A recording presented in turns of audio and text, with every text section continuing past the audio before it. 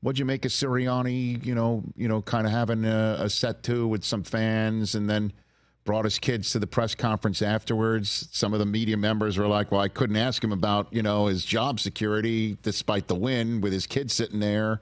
And then he apologizes. Come on, Philly media. You're getting soft. You can't ask a man about his job security in front of his toddlers.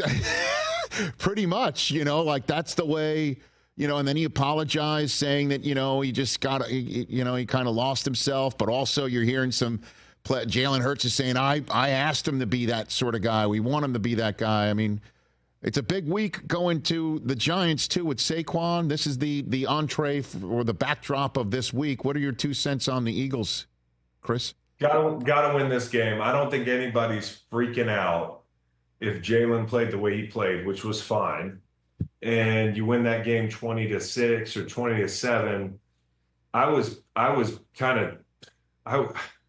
The end of the game was ridiculous. I mean, like, if I'm being honest, and, I like Nick. I've been around Nick. I think that fire in him got him to where he is.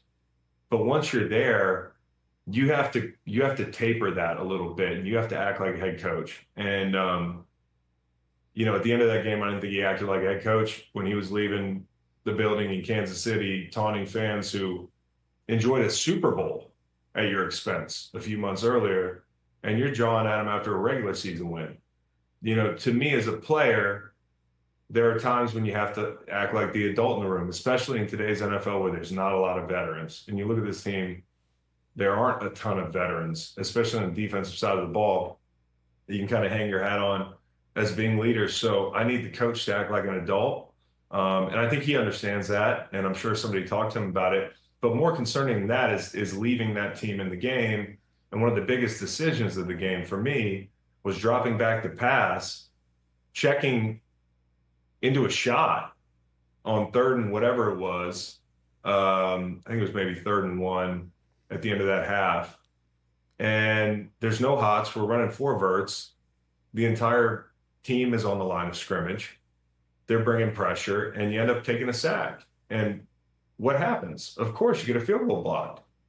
And what's worse, they run it back for a touchdown. And so if that doesn't happen, I think we're coming away from that game talking about, hey, Vic Fangio coming out of the bye, being more aggressive. That's good. Cooper DeJean in the slot. The defensive line had 5 sacks.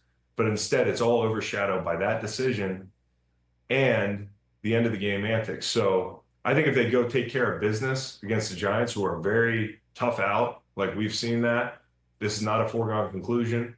It's a divisional game. If you can take care of business this weekend, I thought they were sluggish coming out of the bye a little bit. Now they should be pissed off. You know what I mean? I want to see those guys play pissed off. As an Eagles fan or a former Eagle, or as a football player, I think what you got to expect this weekend is a lot of focus, a lot of intensity, and getting this thing back on the right track in a win that you can feel good about. Catch the Rich Eisen Show every single day on the Roku Channel, 12 to 3 Eastern, for free.